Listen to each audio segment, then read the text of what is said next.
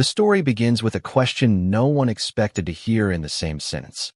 Why was a major college football figure suddenly connected to Meghan Markle, of all people, and why was Prince Harry reportedly blindsided by the discovery? It sounds absurd at first. A British royal, an American coach, two worlds that should never have crossed. But scandals never start in places that make sense. They begin in shadows, in whispers, in small coincidences that later look like giant warning signs.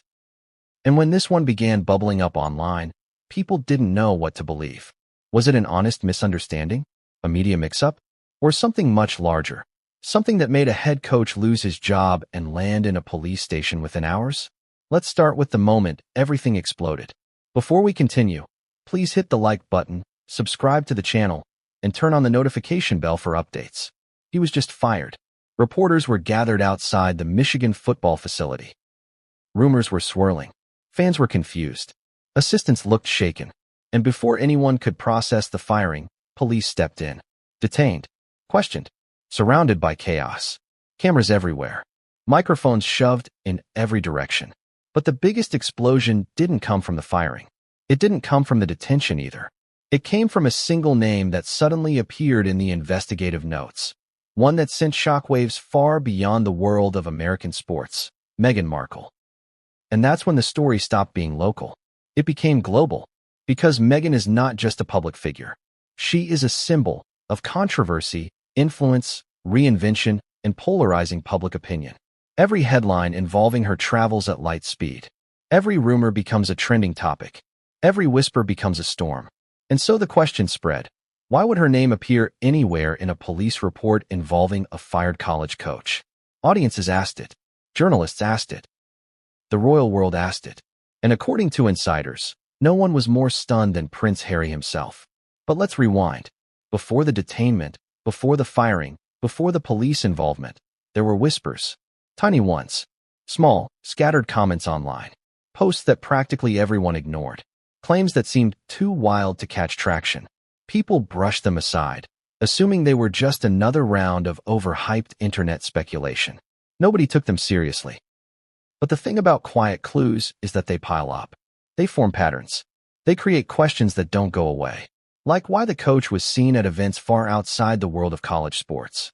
Why he appeared in circles connected to Hollywood media. Why a handful of journalists, just a handful, were digging into his travel records weeks before anything happened. Why sudden budget irregularities in the athletic department were noted and then mysteriously buried. Why no one initially wanted to talk about the rumors linking him to a public figure whose presence alone can flip entire narratives upside down. And then came the firing. Abrupt. Final. Unexplained. The university said little. The administrators looked tense. The athletic director avoided direct eye contact. The press release was short, almost suspiciously short, missing details that would normally be publicly explained. Why so vague? That question simmered in the background right up until the police arrived. And that's when everything snapped from confusing to downright explosive.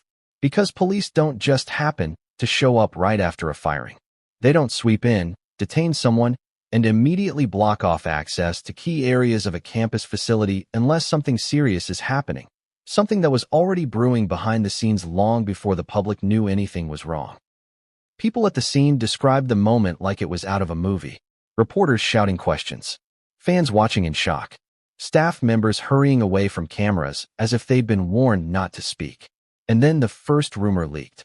Investigators had discovered communications linking the coach to a high-profile individual. Nobody knew the name yet, but speculation spread like wildfire. Politicians? Celebrities? Former athletes? Influencers? Someone connected to the university board? It was a guessing game, until the first journalist tweeted a cryptic line. A surprising female public figure appears in the files. People laughed at first, then they started guessing. And when Meghan Markle became one of the trending names attached to those guesses, it seemed ridiculous, outlandish, impossible. But that was before the leak. The leak that changed everything. It wasn't a full document, not even close, just a tiny excerpt, a name partially redacted. A context blurred beyond recognition. But the unblurred part contained 4 unmistakable letters, MEGH. Enough to ignite the internet. Was it definitive? No. But when has the internet ever waited for confirmation? Every gossip account leaped on it. Every royal commentary channel dissected it. Every sports analyst tried to connect dots that didn't exist, or ones that did, but weren't publicly visible yet.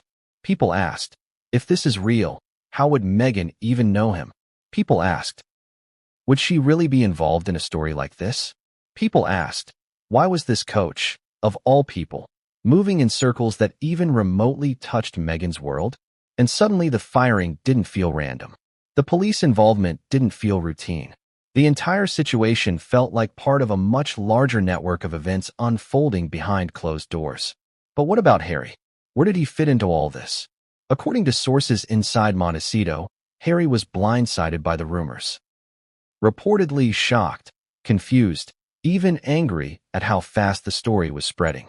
Some insiders said he thought it was just another attempt to smear Meghan. Others claimed he seemed more unsettled by the timing. Why this story? Why now? And why involving a man he had never even met? The tension grew, and the more the media speculated, the more Harry insisted that the situation was being blown out of proportion. But behind the scenes, something else was happening. Something subtle, something emotional. He was asking questions. Not because he suspected Meghan of anything dramatic, but because he didn't understand why her name was in a police setting at all. And when Harry starts asking questions, the media pays attention. The story grew legs. Journalists began digging deeper into the timeline. When had Meghan been in Michigan? When had the coach traveled to California? Were there industry events that placed them in the same city? Were there virtual meetings, charity functions, or shared contacts that could explain a connection? Every small coincidence began to look meaningful. Every overlap felt suspicious. Every detail became potential fuel. Because that's what happens when a story involves a royal family member, especially Meghan.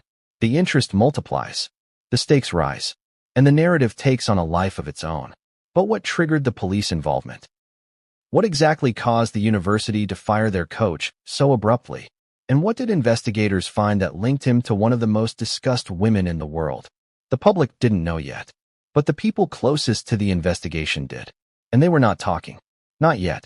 Still, clues surfaced. A team assistant claiming private interactions that raised eyebrows. A staffer whispering about unusual communications. A donor describing inappropriate boundaries with someone outside the program. And then came the phrase that flipped the conversation completely. External female contact. That was it. The spark. The phrase that turned a local sports scandal into a worldwide frenzy.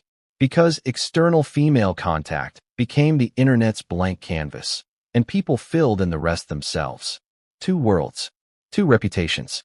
Two timelines crashing into each other. But something was still missing. One crucial detail the public hadn't yet seen. One that investigators did see, and that reportedly made Prince Harry's pulse spike when he heard about it. Because somewhere in that investigation, somewhere in those files, was a piece of information that connected Meghan to the coach more directly than anyone had initially assumed. Something small, something subtle, something easily misunderstood or wildly misinterpreted, but something real. And that's where our story picks up. Because as investigators dug deeper, as the media latched onto every rumor, and as pressure mounted on both the university and the royal household, a new revelation emerged, one that turned this scandal from chaotic to catastrophic. Something that made Harry demand answers. Something that made the university scramble to release a statement. Something that made the police widen their investigation. And something that made Meghan go completely silent. Publicly, at least. Because behind the scenes, everything was about to erupt. It started like any other day at the Michigan football facility. Sunlight spilling across perfectly manicured fields. Athletes stretching and running drills. Coaches calling out instructions. The usual rhythm of a program that demanded precision, discipline, and attention. But that day, something felt different. The air was heavier. Conversations were hushed. Phones buzzed constantly with cryptic texts. And within hours, the calm routine of one of America's most prominent college football programs would be shattered. The news broke suddenly, violently, without warning. The head coach of the Michigan football team was fired. Just like that. No advance notice, no careful PR build-up, no farewell speeches. He was gone. Fans were stunned. Social media exploded. Commentators scrambled to parse what had happened. Unbelievable, one reporter tweeted. How does a coach go from leading the team one day to packing his office the next? The university offered a statement that was minimal, almost suspiciously terse. Effective immediately, coach's name will no longer serve as head coach of Michigan football. Further inquiries should be directed to the athletic department. No explanation, no reasoning, just a sudden, shocking termination. For the coach, the firing came like a thunderclap. Friends and colleagues later described his disbelief. He was confident nothing could touch him, one assistant said. He thought his track record and reputation were untouchable. Then, in one morning, it all vanished. But what could have possibly triggered such a dramatic move? Was it poor performance? Disagreements with the athletic director? Internal politics? Or something far more unexpected? Sources familiar with the situation painted a picture of growing tension behind the scenes. Rumors swirled about complaints from staff, whispers of unusual interactions, and an unease that had been mounting for months. Yet, the specifics remained unclear. The public only saw a fired coach, a stunned athletic program, and headlines that hinted at scandal. As the news circulated, players expressed shock and confusion. Athletes who had trained under him for years posted emotional reactions on social media, some pleading for clarity. "We deserve answers," one quarterback wrote. "He gave us everything, and now nothing?" The sentiment was echoed by fans, alumni, and sports analysts alike. Michigan football was a program steeped in history and prestige, and the sudden firing of a head coach of his caliber sent ripples far beyond campus boundaries. But while the public debated motives and speculated endlessly, another storm was brewing behind closed doors. According to insider accounts, the athletic department had been conducting its own internal review. A review that uncovered troubling patterns. These patterns weren't related to wins or losses on the field. They involved a combination of professional boundaries, unusual communications, and a network of connections that extended far outside the world of college sports. It was in this context that the firing gained a deeper, more complicated significance. The university, sources claim, had been investigating the coach for weeks, piecing together evidence, and preparing for a decisive move. The final decision to terminate him wasn't hasty. It was calculated, deliberate, and aimed at containing a situation that could have exploded into a full-blown scandal if left unchecked. The moment of termination was chaotic. Reports from staff and witnesses describe a scene that resembled a media circus more than a professional workplace. Cameras flashed incessantly as the coach packed his office, security personnel nearby, and university administrators attempting to manage the optics. Microphones hovered, eager to capture his first words, but he said nothing. Silence became the statement. But the silence only fueled speculation. Why was he fired? Why so abruptly? And why now? Questions spread like wildfire through sports networks, social media platforms, and news outlets. Journalists dug into his public appearances, travel records, and previous interviews. Analysts began connecting dots that were invisible to the casual observer. Every detail, no matter how trivial, became a potential clue. Amid the growing frenzy, one particular detail stood out, something that would later serve as a critical turning point in the story.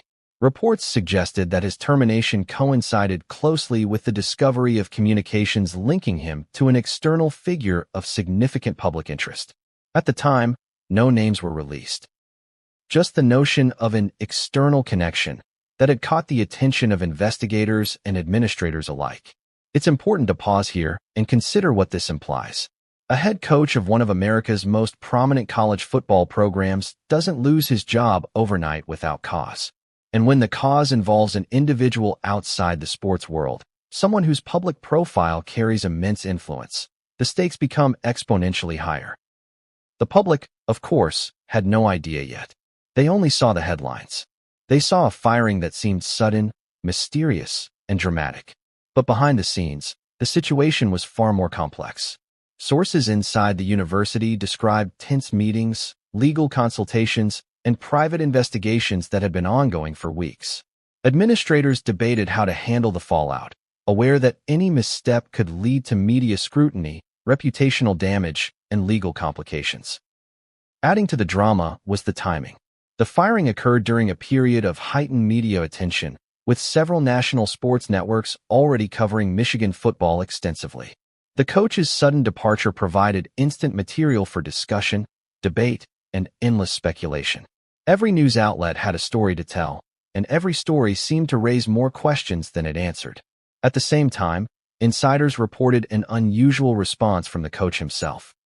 Friends and colleagues described him as visibly shaken, confused, and frustrated, yet he made no public statements. He avoided social media, refused interviews, and remained silent as the media storm intensified. This silence, while strategic, also contributed to the narrative. People interpreted it as guilt, defiance, or bewilderment, depending on who you asked. And then, as if the firing itself wasn't shocking enough, something even more dramatic happened. Within hours, law enforcement personnel arrived at the football facility. Officers moved in swiftly, surrounding key areas and detaining the coach for questioning. Witnesses reported scenes of tension, confusion, and high alert. Microphones were shoved toward him as he was escorted. Cameras captured every moment, and the public's curiosity reached a fever pitch. But the detainment was only the beginning. Rumors immediately surfaced suggesting that the police investigation had uncovered links to a high-profile public figure. Again, no names were released. The media speculated wildly. Who could this person be? A politician? A Hollywood celebrity? A member of the royal family? And then the first hints of Meghan Markle's name began appearing. Initially in obscure social media posts, then in cryptic journalist notes. People laughed, thinking it impossible. The idea of a British royal connected to a Michigan football scandal seemed absurd. Yet, as more sources chimed in and more coincidences were pointed out, the narrative gained traction. At this point, the story transformed from a local sports scandal into a global curiosity. Fans of football, followers of the royal family, and casual observers alike were drawn in by the sheer audacity of the alleged connections. Why would a college coach be linked to someone like Meghan Markle? And why would this connection result in such swift, dramatic consequences? Even Prince Harry, according to insiders, was reportedly blindsided. While publicly maintaining discretion, private accounts suggest he was shocked and concerned about how quickly rumors were spreading. The question everyone was asking, including him, was simple. How could this even be happening? And yet, despite the chaos, despite the police involvement and the media frenzy, one crucial piece remained elusive. The truth. Investigators had glimpses of communications, connections, and anomalies, but they were not ready to disclose them. The public had only fragments, hints, and unverified reports. That uncertainty, that tantalizing sense of not knowing, is what fueled every headline, every tweet, and every whispered conversation. By the end of the first day, the firing had already achieved what the university may have feared. It became a story that transcended sports, moving into the realms of celebrity, royalty, and international attention. The narrative was no longer about football. It was about intrigue, secrecy, and the collision of two very different worlds. And as the sun set over Ann Arbor, with the football facility quiet and the stadium lights dimmed, the biggest question remained unanswered. What had the coach done? Why had he been fired so abruptly? And how exactly did Meghan Markle's name become entangled in this whirlwind? The answers would not come easily. They would take weeks of investigation, leaks, speculation, and revelation. And as the story continued to unfold, it became clear that this was not just a sports scandal. It was a tale of secrecy, influence, and power, a story where no one was entirely innocent, and everyone had something to lose. The firing itself had already shocked the Michigan football world, but it was nothing compared to what came next. Within hours, law enforcement showed up at the university's sprawling athletic complex. It was an arrival that caught everyone off guard.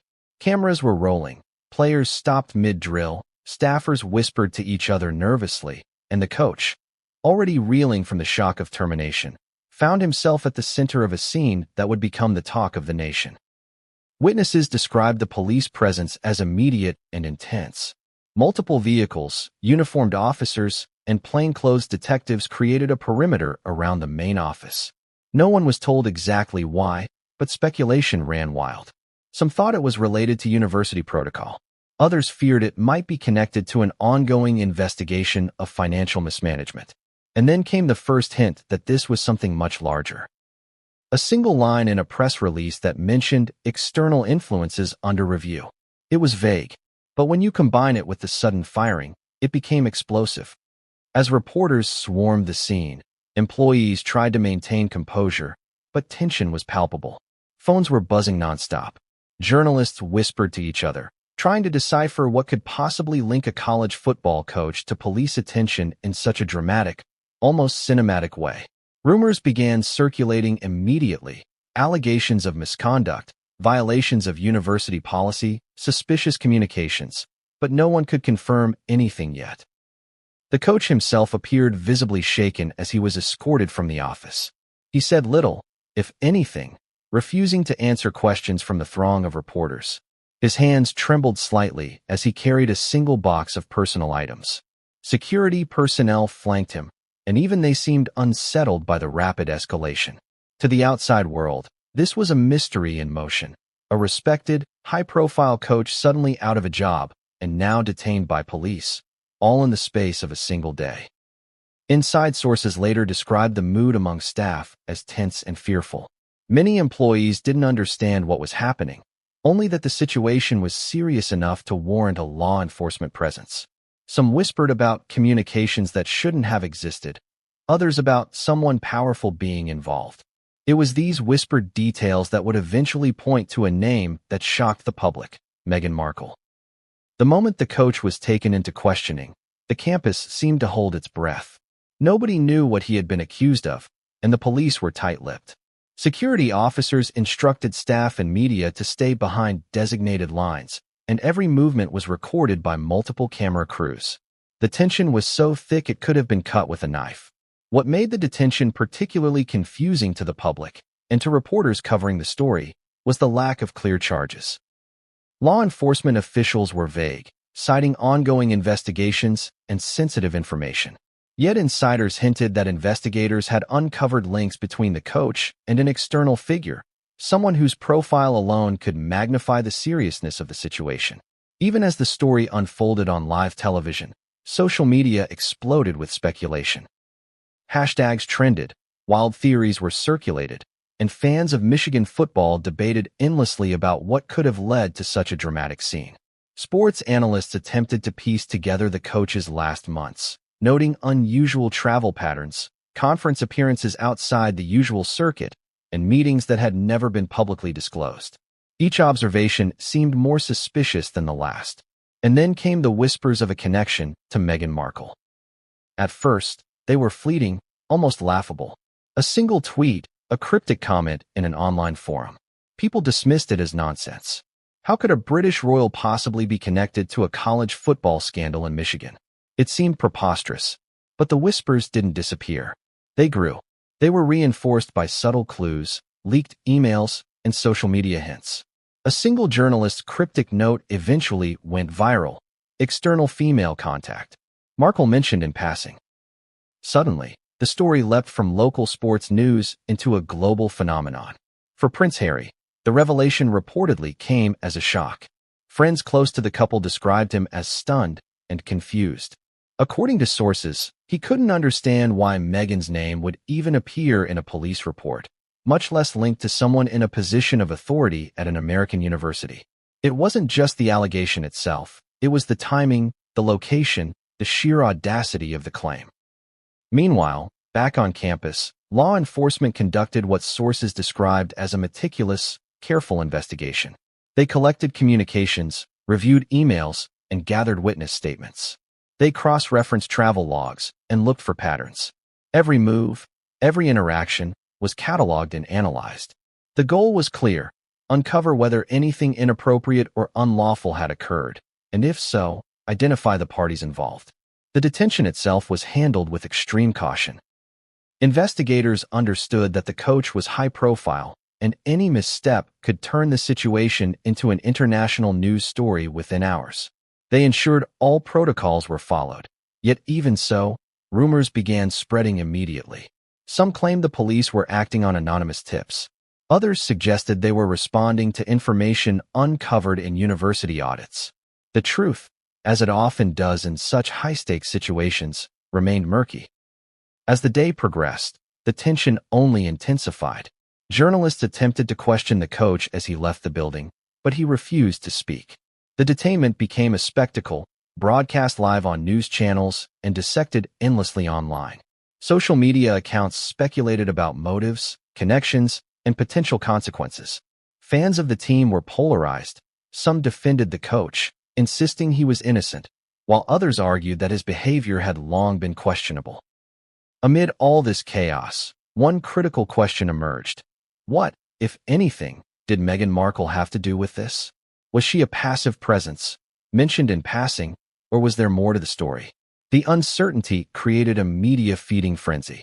Analysts compared timelines, examined overlapping appearances, and asked the very questions every curious observer wanted answered. When had she been in Michigan? Were there meetings, phone calls, or shared contacts that could explain her involvement? Even legal experts weighed in. Some speculated about whether the situation could escalate into a formal investigation involving external figures. Others noted that high-profile connections tend to complicate matters, raising stakes for everyone involved, from the university to law enforcement to the public figures themselves. Inside the coach's inner circle, the atmosphere was tense and uncertain. Friends and family described him as nervous, bewildered, and frustrated. He had been a figure of authority, a leader, someone used to controlling his environment. And now, for the first time, he was powerless. The law, the media, and the university's administrative machinery seemed to control his fate entirely. By evening, the detainment had transformed into a full-blown national story. Headlines screamed, "Michigan football coach detained after firing, an investigation links head coach to high-profile figure." Social media continued to churn with speculation. Every report was analyzed, dissected, and shared thousands of times. Every rumor, whether verified or not, added fuel to the fire. And yet, even as the drama unfolded, investigators reportedly found a piece of evidence that added a shocking layer to the story. Sources close to the investigation described it vaguely: a communication, a message, a log, that suggested the coach's interaction with an external figure might have been more significant than previously understood. It wasn't yet clear whether the communication was inappropriate, unlawful, or entirely misinterpreted, but it was enough to keep the story alive, to keep the media attention intense, and to keep Prince Harry concerned. By the end of the first day, one thing was certain. This was no longer just a sports story. It had evolved into a narrative involving secrecy, influence, and connections that spanned continents. The firing and detention were only the opening acts. What would come next? Investigative reports, leaks, and insider accounts would escalate the situation even further. And as night fell over the Michigan campus, one question loomed over everyone involved. What did investigators truly find? What had been uncovered that required both immediate termination and police involvement? And how, exactly, was Meghan Markle's name involved in a scandal that now seemed far bigger than anyone could have predicted? The answers would not be simple. They would come in fragments, leaks, rumors, and partial confirmations. And every time a new detail emerged, the public would be forced to reassess what they thought they knew. But the real turning point, the revelation that would shake not just Michigan football, but public perception on both sides of the Atlantic, was still waiting in the shadows. By the time the news of the Michigan football coach's firing and detainment began to spread, Meghan Markle had already become one of the most scrutinized public figures in the world. From her days as an actress to her marriage into the British royal family, every move she made had been examined, celebrated, and criticized. But in recent years, her influence had extended far beyond royal engagements or Hollywood appearances. Meghan had carved out a presence in America that was as powerful as it was polarizing, and this growing influence played an unanticipated role in the unfolding scandal. It began with her strategic presence in U.S. media. Meghan's interviews, speeches, and public appearances were carefully orchestrated to highlight social causes, charity work, and public advocacy. But behind the polished narratives and media appearances lay a network of connections. Media executives, public relations teams, philanthropic circles, and social influencers that gave her access to people in industries far removed from royal life. It was precisely this network that, according to insiders, intersected with the Michigan coach's world in subtle but significant ways. On paper, a football program in the Midwest and a British royal living in California should have no reason to interact. Yet, sources hinted at overlapping charitable events, industry fundraisers, and conference appearances. These were not just coincidences. They were the types of connections that can appear innocuous until someone looks closely enough to see patterns. And patterns began to emerge. Investigators, according to reports, started reviewing travel schedules, public appearances, and communications logs for both Meghan and the coach. Every meeting, every event, every overlap was scrutinized. What seemed harmless at first glance began to look like a carefully threaded web of interaction, innocent on the surface, but unusual enough to draw attention when placed under a microscope. At the same time, Meghan's expanding influence in American culture had made her a lightning rod for speculation. Anything connected to her became fodder for headlines. Even tenuous links could become amplified into major stories. And when the coach's detainment coincided with rumors of a connection, the narrative exploded. The public's fascination was not just about the coach or the firing. It was about Meghan Markle, the woman whose name alone carried global attention. It's important to understand the complexity of her American presence. Unlike in the UK, Meghan had built a public image in the US that combined celebrity visibility with advocacy. She appeared at high-profile events, spoke at conferences, and was frequently featured in media interviews. Every appearance was meticulously documented by press outlets and social media accounts. Every photograph, every quote, every public interaction could be analyzed, time-stamped, and mapped to other events. For investigators trying to determine whether her name appearing in the coach's files was coincidental or significant, this wealth of public data was both a blessing and a complication. Her influence wasn't only public, it was private as well. Sources reported that Meghan maintained connections with people across industries, entertainment, sports, philanthropic organizations, and even political circles. These connections, while entirely professional in most cases, created pathways that outsiders could misinterpret. When the Michigan coach's activities were reviewed, certain contacts appeared in both their worlds, giving rise to speculation that there had been more than mere professional overlap. For Prince Harry, the growing speculation was deeply concerning. His understanding of Meghan's influence in America went beyond headlines. He knew the networks she could access, the media channels she could reach, and the potential for stories, true or false, to spiral rapidly. The detainment of the Michigan coach added an element of unpredictability to a situation he could not control.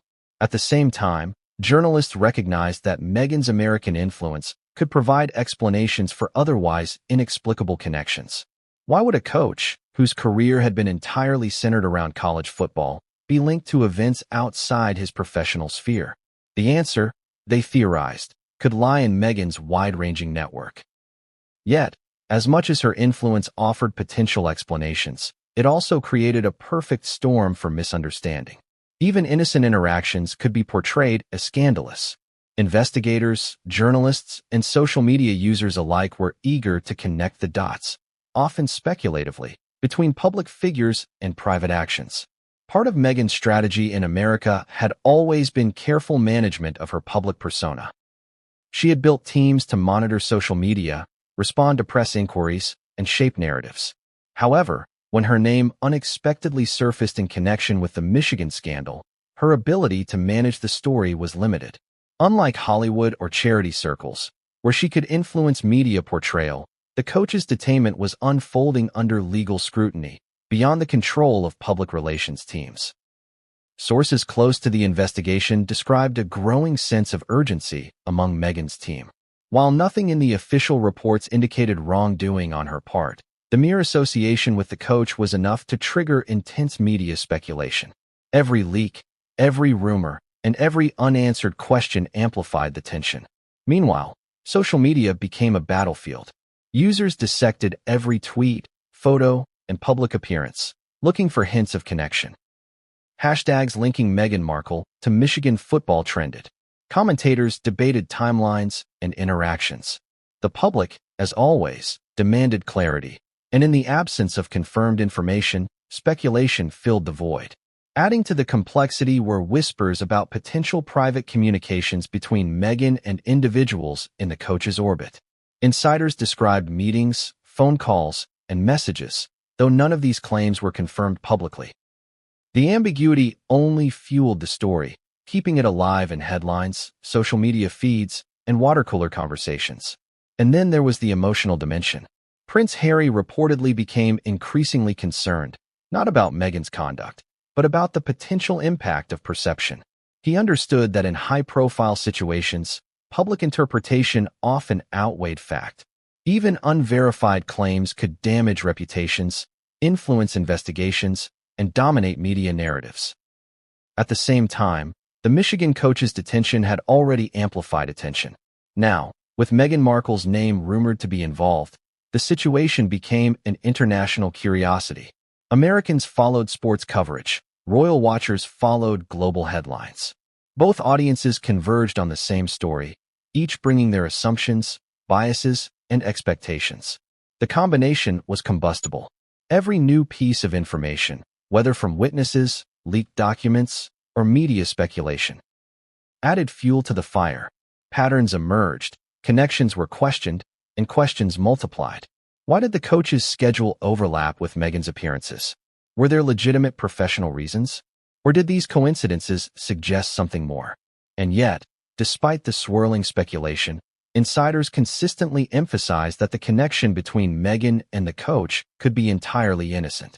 But innocence rarely cuts through a story built on suspense, rumor, and public fascination.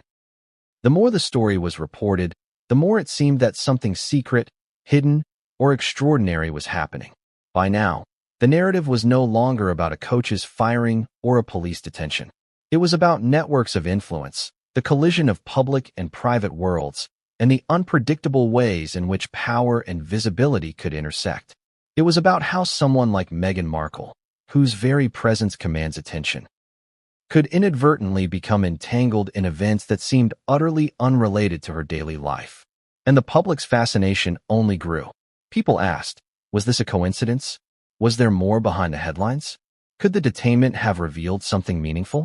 Or were journalists, fans, and the public simply drawing connections where none existed? Even as these questions proliferated, one truth remained clear. Meghan Markle's expanding influence in America made her a figure whose involvement, real or rumored, had the power to transform a local sports story into an international spectacle. And the Michigan coach's sudden downfall had, intentionally or not, thrust her into a story that she could neither fully control nor ignore. But the most compelling and mysterious details of this unfolding story were still hidden. Something in the intersection of Meghan's world and the coach's world had triggered events that were now spiraling beyond anyone's control. And as investigators dug deeper, as media scrutiny intensified, and as Prince Harry watched from across the Atlantic, one question loomed larger than all the rest. How had these two worlds collided, and what would the consequences be? Hidden, whispered about only in private circles, leaving traces that later investigators struggled to piece together. In this case, the beginning was invisible to the public eye, yet it would become the thread that tied together the Michigan football scandal, Meghan Markle, and Prince Harry's shock. According to sources close to the investigation, the first meeting between the coach and Meghan Markle occurred months, perhaps even a year, before the firing and detainment. Nobody knew about it at the time. It was not announced, not photographed, not reported. To the casual observer, these two worlds, the elite of Hollywood and media circles and the heart of Midwestern college football, had no reason to overlap. Yet, coincidence has a curious way of creating opportunity. The meeting reportedly happened at a charity gala in Los Angeles. Meghan Markle, already deeply engaged in philanthropy and public initiatives, attended the event as a keynote speaker.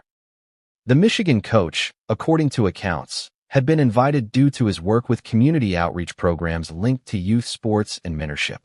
On the surface, it was an innocent, professional convergence, a room full of influential people, champagne flutes in hand, smiles, small talk. But insiders later described it as more than a passing encounter. Conversations were exchanged. Introductions extended beyond polite gestures.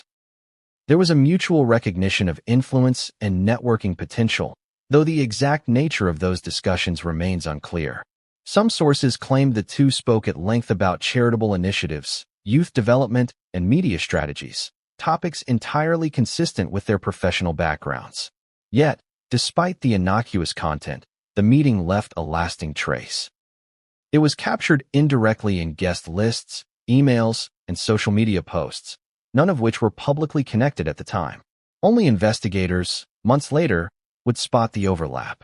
It was the kind of detail that could easily be overlooked but became significant in the context of the later scandal. The first meeting was followed by a series of subtle interactions, emails, phone calls, and occasionally, brief appearances at the same industry events. On the surface, nothing seemed unusual.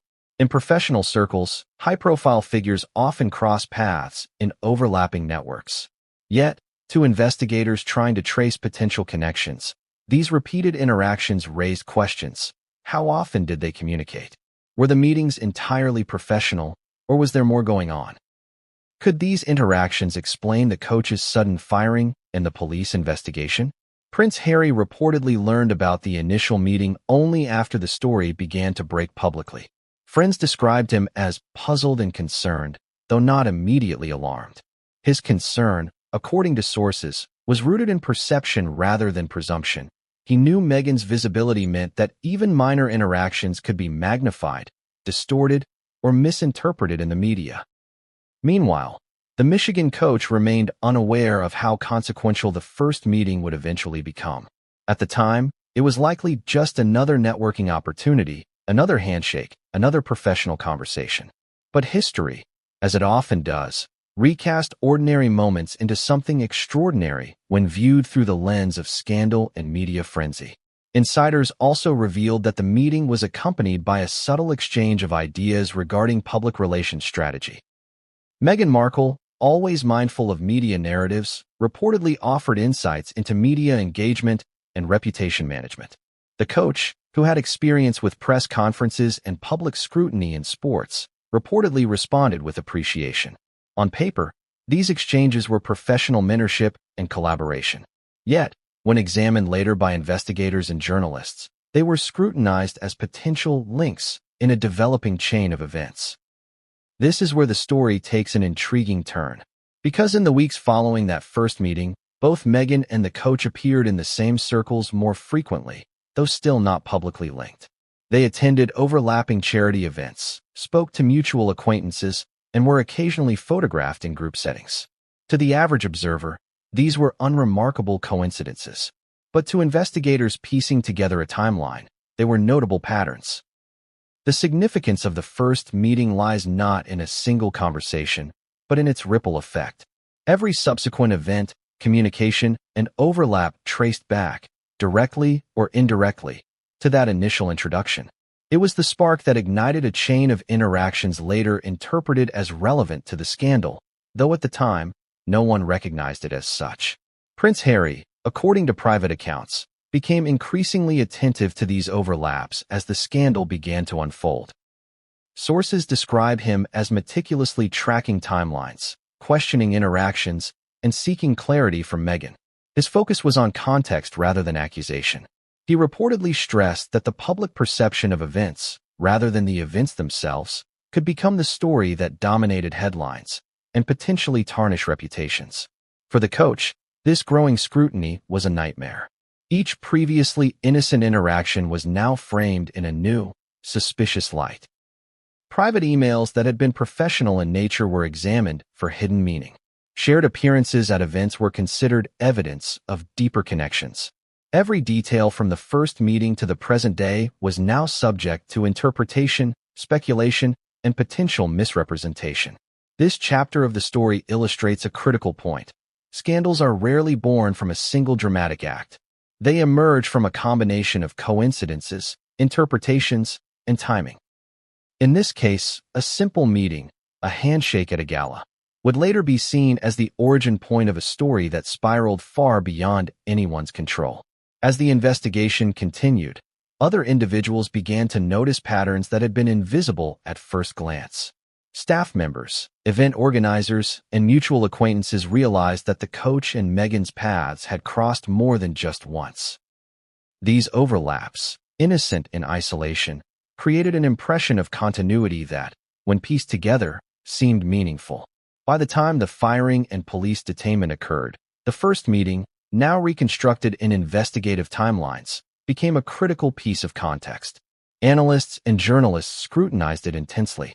Social media users debated whether the first encounter should have been considered casual or consequential. Commentators speculated about intent, timing, and impact. And in the midst of it all, Prince Harry's concern remained focused on the perception of connection rather than its reality. And here's the key. The public would never see the first meeting in real time. They would only witness its consequences, reconstructed through leaks, timelines, and speculation. That gap between private reality and public narrative is where much of the drama and the misunderstanding emerged. By the end of the chapter, one question dominated the discussion. Could a single meeting, seemingly innocuous at the time, truly trigger events leading to a coach's firing, police involvement, and the global attention that followed? And if so, what would come next when the subsequent interactions, the emails, the events, the overlaps, were fully examined? The story, it seemed, was only beginning. And the first meeting, the one nobody knew about, was the invisible thread that tied everything together, waiting for the public, the media, and investigators to finally recognize its significance. In every scandal, there is always a moment when private interactions begin to attract attention. In this case, it was a series of communications between the Michigan football coach and Meghan Markle that, on the surface, seemed perfectly ordinary, but when examined later, appeared unusual enough to trigger curiosity, concern, and ultimately, investigation. According to sources with knowledge of the investigation, the communications began innocuously. They were brief, professional exchanges, often centered around shared charitable initiatives, media engagements, or introductions to mutual contacts. On paper, there was nothing illicit, inappropriate, or sensational. Yet the sheer frequency, timing, and overlap with high-profile events made them difficult to ignore once the scandal erupted. Investigators reportedly traced emails, phone records, and digital messages spanning months. The tone of the communications, while professional, was described as informal and familiar, a detail that drew attention. Some exchanges referenced meetings at industry events, mutual acquaintances, or collaborations on charitable projects. Others, more subtly, included congratulatory notes, expressions of support, and the kind of casual rapport often found between high-profile professionals navigating overlapping social spheres. But what caused investigators to pause, and what fueled media speculation, was not necessarily the content itself. It was the context. These communications coincided with periods of heightened scrutiny, overlapping appearances, and increasingly tangled timelines. When combined with the Michigan coach's sudden firing and police detainment, the communications became a focal point. Why had they been in contact? And did these exchanges play a role in the decisions being made behind closed doors? Journalists quickly picked up on early reports. Social media accounts dissected the timeline of exchanges, analyzing timestamps, locations, and patterns. Every message, every reference, was scrutinized for potential hidden meaning. Some observers suggested the communications could indicate a close professional mentorship. Others speculated, without evidence, that there was something more. The ambiguity fueled the story, creating a perfect storm for headlines, gossip, and public curiosity. Prince Harry reportedly monitored the situation closely. Sources describe him as careful, concerned, and protective, focused on ensuring that Meghan's name was not misrepresented or misinterpreted. According to insiders, his concern was not about the content of the communications, but the potential impact of public perception. In high-profile cases, the interpretation of interactions often matters more than the interactions themselves, and misinterpretation could escalate rumors into a crisis. Meanwhile, the Michigan coach faced immense pressure. What had once been routine professional exchanges were now dissected in public forums, on social media, and in news coverage. Allies and friends attempted to provide context, emphasizing the innocuous nature of the communications. But in the court of public opinion, context often loses to speculation. Investigators also noted the timing of certain exchanges, particularly those coinciding with university audits, staff meetings, and the period leading up to the coach's firing. While there was no immediate evidence of wrongdoing, the timing alone raised questions. Were these interactions purely coincidental, or were they part of a larger, more complex chain of events? Adding to the intrigue were comments from secondary sources, assistants, colleagues, and peripheral contacts, who hinted at unusual behavior without specifying details.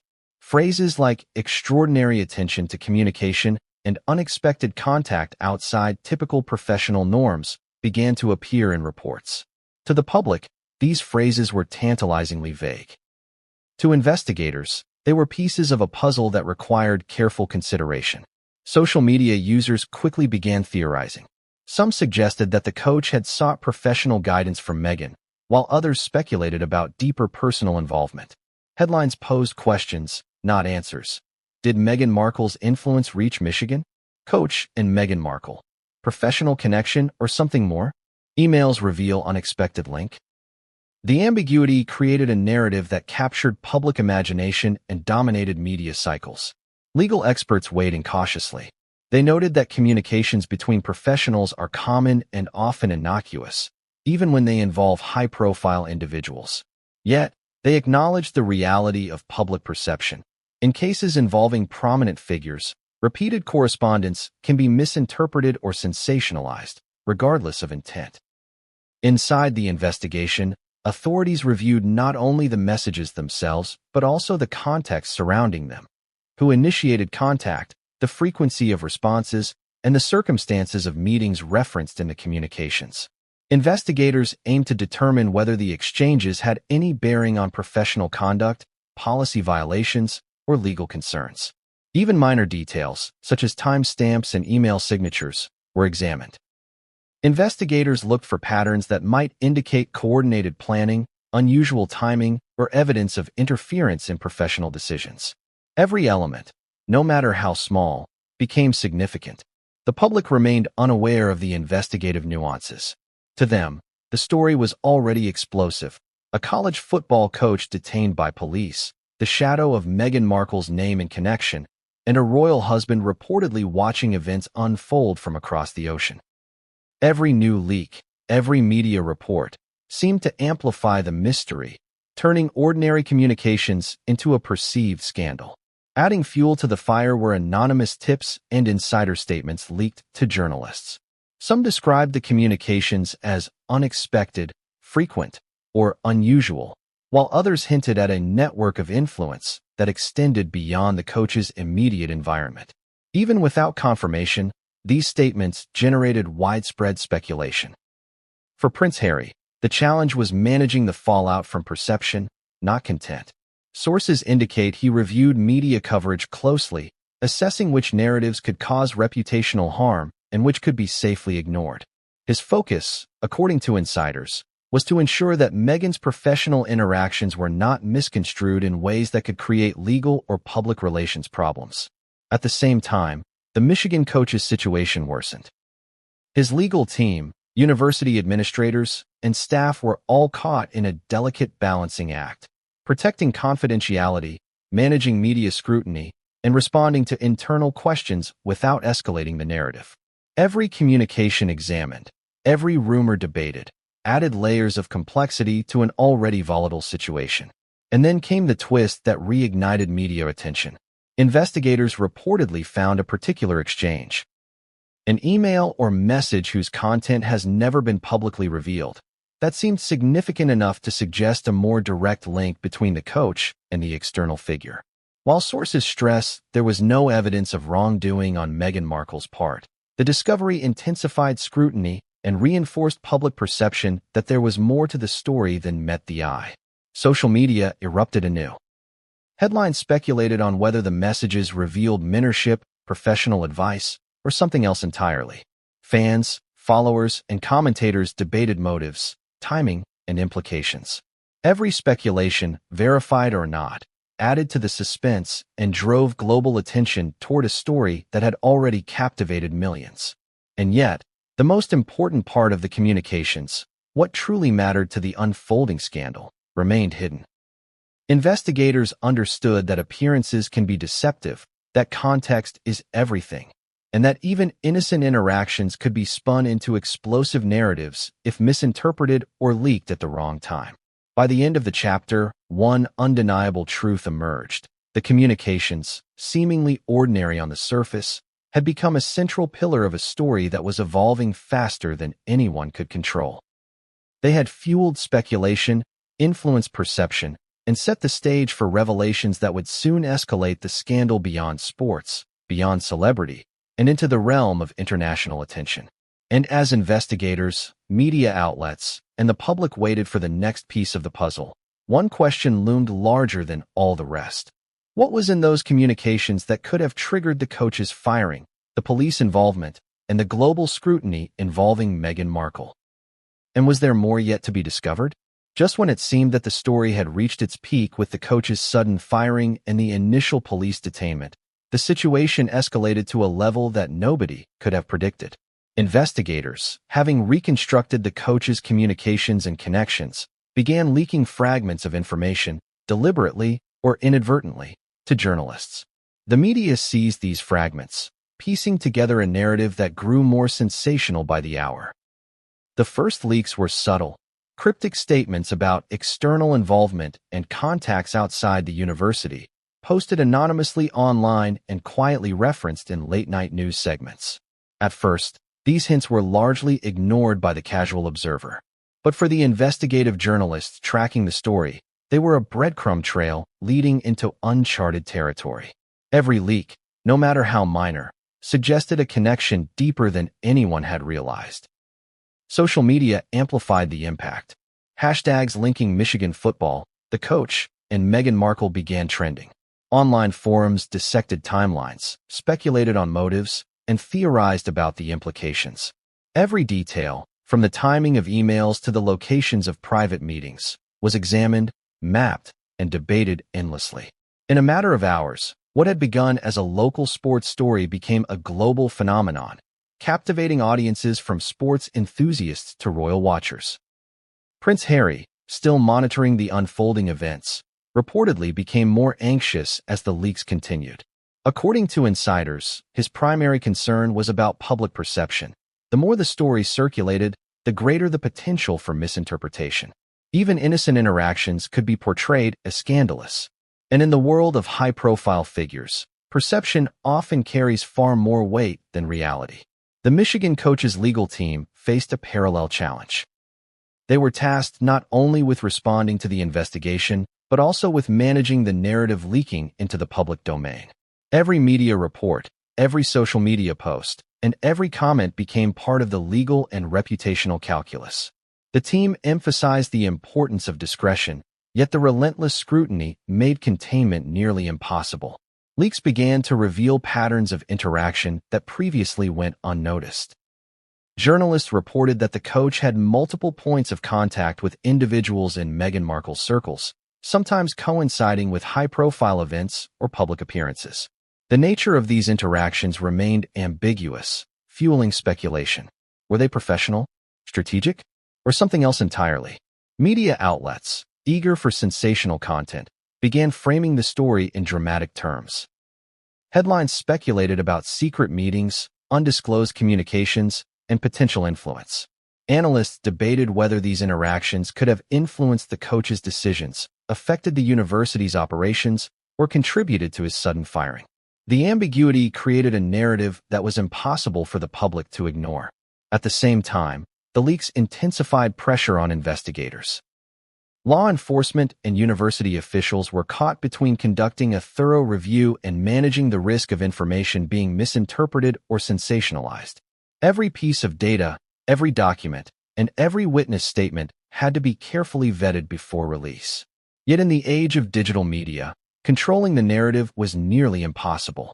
The public, meanwhile, was drawn deeper into the story. Online, commentators debated the significance of the communications, the timing of meetings, and the potential implications for both the coach and Meghan Markle. Every rumor, every leak, and every unconfirmed report fueled engagement, turning curiosity into obsession. Insiders reported that the coach himself was increasingly overwhelmed. Friends described him as anxious, frustrated, and constantly on edge. The combination of public scrutiny, internal investigation, and media speculation created a pressure cooker environment.